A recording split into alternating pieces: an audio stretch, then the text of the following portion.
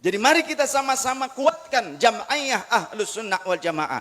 Beruntung Indonesia punya Nahdlatul Ulama yang ternyata muassis-muassisnya adalah zurriyah Rasulullah sallallahu alaihi wasallam. Maka NU adalah salah satu dari rumah besar zurriyah Rasul sallallahu alaihi wasallam yang mengakui keberadaan mereka, yang berjuang untuk mereka, yang membela mereka. Maka insya Allah NU berkah sampai yaumil qiyamah. Amin. Jangan ikut-ikutan membenci NU, nyaci maki ulama NU. Kalau di sini ada orang yang selalu fitnah-fitnah ulama NU, saya tantang, berani tidak? Datang, tabayun, dialog. Saya siapkan kendaraan dan ongkosnya plus nasi goreng. Saya biayai, berani tidak? Jangan jadi pengecut. Betul? Ada di sini yang suka ngecek-ngecek ke NU, mitnah-mitnah, ada. Wani saya ajak, so saya tantang untuk diajak datang kepada ulama yang difitnah tadi. Saya biayai Anda dialog, tanya, bawa kitab-kitabmu, berani tidak? Harus gini ngomongnya. Karena banyak orang yang baru-baru, artis ngaku jadi ulama, tukang debus ngaku jadi ulama, belajarnya kapan? Ngece-ngece para ulama yang jelas-jelas ngelotok ilmunya. Jangan cuma omong doang. Ya, kita gabung semuanya, kita bersatu, jangan mau diadu domba. Siap tidak bangsa kita diadu domba? Mau tidak? Mau negaranya diacak-acak oleh orang asing? Mau tidak? Mau antara para habaibnya diadu domba? Mau? Para ulamanya diadu domba? Mau? Jangan mau. Kita satu, kita sama, kita Ahlus Sunnah wal Jamaah. Kita ini Indonesia. Siapa kita? Sallallahu alaihi Nabi Muhammad. Kalau nggak senang dengan Indonesia, minggat dari Indonesia. Nggak senang dengan Pancasila, keluar dari Indonesia. Sudah final Pancasila oleh founding father kita, para pembangun bangsa ini.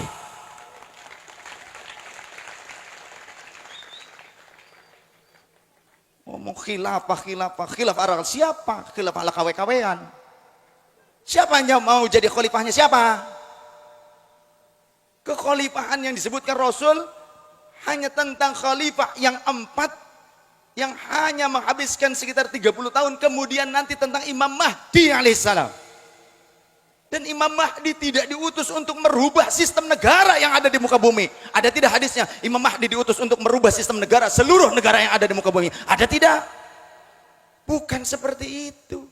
Tapi kepemimpinan umat Islam ada pada Imam Mahdi, bukan untuk merubah sistem negara. Kalau nggak senang dengan Indonesia, minggat dari Indonesia. Gak sudi saya melihatnya. Gak senang ngomong di sini, mumpung masih di panggung. Jangan di belakang di media sosial, ngomong di sini. Betul tidak? Yang jadi pengecut pecundang, jangan. Yuk kita bersama-sama jaga utuh negara kesatuan Republik Indonesia, hasil darah dari para ulama kita, hasil darah para pejuang kita. Jika kita tidak mensyukuri nikmat yang telah Allah berikan melalui tangan-tangan mereka, nyawa-nyawa mereka, berarti kita kufur nikmat. Baginda Rasul mengatakan, dinukil di dalam kitab Mukhtarul Ahadits An-Nabawiyah karya Syekh Al-Hashimi, seorang ulama Al-Azhar, dikatakan oleh baginda Rasul, man lam yashkuril qalila lam yashkuril katsir. Siapa orang yang tidak mampu mensyukuri nikmat yang kecil, yang sedikit, dia tidak akan mampu mensyukuri nikmat yang banyak. Man lam yashkurin nas lam yashkurillah. Siapa orang yang tak mampu bersyukur kepada sesama manusia, dia tidak akan mampu bersyukur kepada Allah tabaraka wa taala. Jadi mensyukuri nikmat kemerdekaan ini hasil jerih payah daripada para pejuang kita membangun bangsa dan negara, adalah wajib kita bersyukur kepada mereka. Di antaranya nih haul sesepuh. Jadi jangan sampai kita, awas, hati-hati. Sekarang ini zamannya zaman apa? Ya'ti 'alan nasi sinuna khadda'atun. Akan datang kepada manusia tahun-tahun penuh tipu daya, di mana yusaddaqu fihal kha'in, yusaddaqu fihal kadhib. Orang yang penuh dusta dianggap jujur. Wa yukadzdzabu fiha shadiq. Di tahun-tahun penuh tipu daya, orang yang benar juga dianggap berdusta. Kemudian Wa yu'minu fiha al-khainu. Orang yang khianat dianggap amanah. Orang yang khianat dianggap amanah.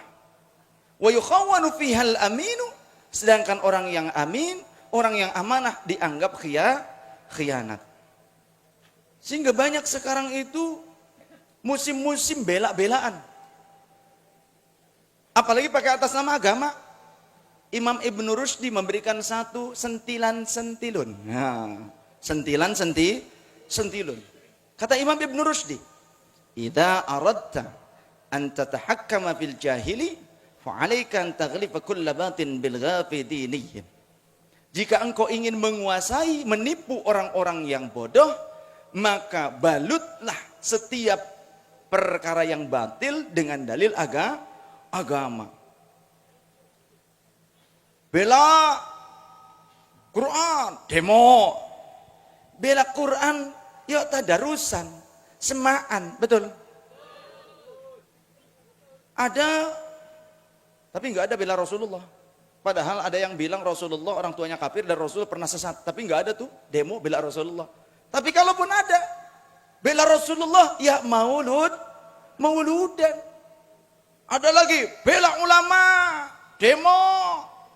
Padahal bela ulama yuk manakiban, haulan, betul? Betul? Begitu. Kalau bela kamu sih ya lamaran.